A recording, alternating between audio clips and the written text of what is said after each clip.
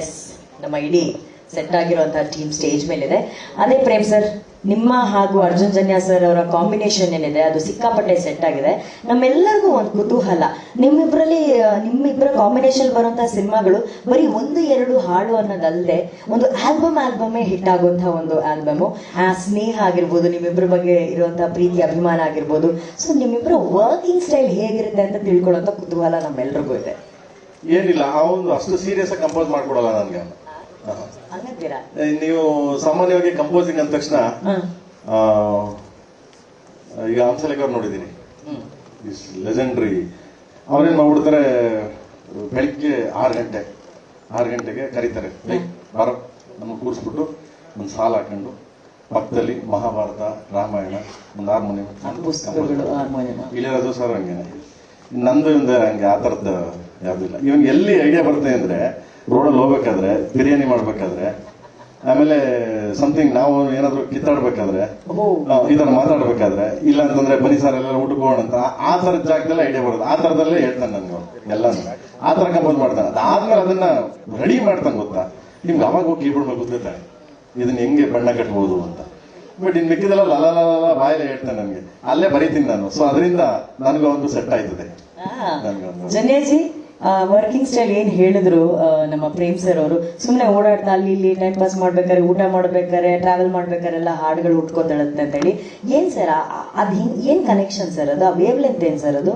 Madam, ಅದು ಈ ಸರ್ದು ಸಾಂಗ್ಸ್ ಎಷ್ಟು ಈಸಿಯಾಗಿ ಜನಕ್ಕೆ ರೀಚ್ ಆಗುತ್ತಲ್ಲ, ಅದನ್ನು ಈಸಿಯಾಗೇ ಮಾಡ್ಬೇಕು. ಕಷ್ಟಪಟ್ಟು ಮಾಡಿದಾಗ ಜನಕ್ಕೂ ಕಷ್ಟಪಟ್ಟು. ಸೊ ನಾವು ಮಾತಾಡ್ಕೊಂಡೆ ಅದು ಯಾವತ್ತು ನಾವು ಕಷ್ಟಪಟ್ಟು ಏನಾದ್ರು ಒಂದು 10-15 ನಿಮಿಷದ ಮೇಲೆ ಕಂಪೋಸಿಂಗ್ ಮಾಡಿದ್ರೆ ಆ ಸಾಂಗ್ ನಾವು ಓಕೆನೆ ಮಾಡಲ್ಲ, ಅದು ಓಕೆ ಆಗಲ್ಲ, ತುಂಬಾ ಫೋರ್ಸ್ಫುಲ್ ಆಗಿರುತ್ತೆ.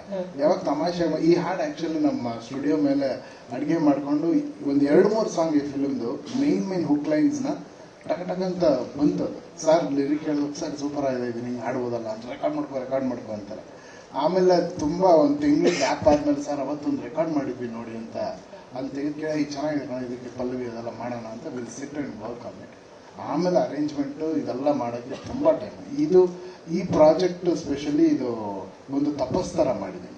ಇದು ಖಂಡಿತವಲ್ಲ ಹಂಗೆ ಹೇಳ್ಬೇಕು. ಯಾಕಂದ್ರೆ ಮೊನ್ನೆ ಬಾಂಬೆಲಿ ಹೋಗಿ DTS ಮಿಕ್ಸ್ ಮುಗಿಸೋವರೆಗೂ ಒಂದೊಂದು ಸೌಂಡ್ ಕರೆಕ್ಟಾಗಿ ಬರಬೇಕು ಅನ್ನೋದಕ್ಕೆ ಇಂಡಿಯಾಸ್ ಬೆಸ್ಟ್ ಟೆಕ್ನಿಷಿಯನ್ಸ್ನ ಜೊತೆಲಿ ಕೆಲಸ ಮಾಡಿ, ಆಮೇಲೆ ಒಂದೊಂದು ರೆಕಾರ್ಡಿಂಗ್ ಸೆಷನು ಲಕ್ಷಾಂತರ ರೂಪಾಯಿ ಖರ್ಚು ಮಾಡಿದ್ದಾರೆ KVN ಅವರು. ಅದು ಎರಡನೇ ಮಾತ್ರ. ಅದಕ್ಕೆ ನಾನು ತಪಸ್ಸು ಅಂತ ಹೇಳಿದೆ. ಯಾರೂ ಹಿಂದೆ ತಿರುಗಿ ನೋಡಲಿಲ್ಲ. ಈ ಹಾಡುಗಳು ಹಿಂಗೆ ಬರ್ಬೇಕಂದ್ರೆ ಹಂಗೆ ಬರಬೇಕು. ಆಮೇಲೆ ಮೀಕಾ ಸಿಂಗ್ ಅವರು ಅವರಲ್ಲಿ ವೆರಿ ಕಾಸ್ಟ್ಲಿ, ತುಂಬ ಕಾಸ್ಟ್ಲಿ ಸಿಂಗರ್ಸು. ಎಲ್ಲ ಲ್ಯಾಂಗ್ವೇಜಲ್ಲೂ ಅವರನ್ನು ಹಾಡ್ಸೋದಾಗ್ಲಿ ಅದೆಲ್ಲ ಒಂದು ಲ್ಯಾಂಗ್ವೇಜಲ್ಲಿ ಹಾಡ್ಸೋದೇ ಭಾಳ ಕಷ್ಟ. ಬಟ್ KVN ಪ್ರೊಡಕ್ಷನ್ ಇದೆಯಲ್ಲ, ಅದಕ್ಕೆ ಹ್ಯಾಟ್ಸ್ ಆಫ್ ಅಂತ ಹೇಳಬೇಕು.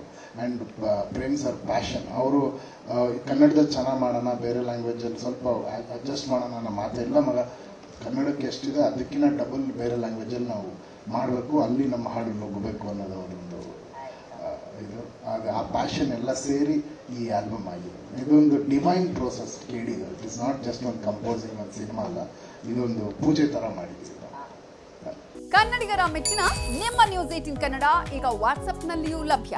ಕರ್ನಾಟಕ ಮತ್ತು ದೇಶ ವಿದೇಶದ 360 ಡಿಗ್ರಿ ಸುದ್ದಿ ವಿವರವನ್ನ ನೀವು ನಿಮ್ಮ ಕೈ ಬೆರಳುಗಳಲ್ಲಿಯೇ ಪಡೆಯೋದಿಕ್ಕೆ ಈ QR ಕೋಡ್ ಅನ್ನ ಸ್ಕ್ಯಾನ್ ಮಾಡಿ. ನಮ್ಮ ಚಾನೆಲ್ ಅನ್ನ ಫಾಲೋ ಮಾಡಿ, ನೋಟಿಫಿಕೇಶನ್ ಆನ್ ಮಾಡಿ.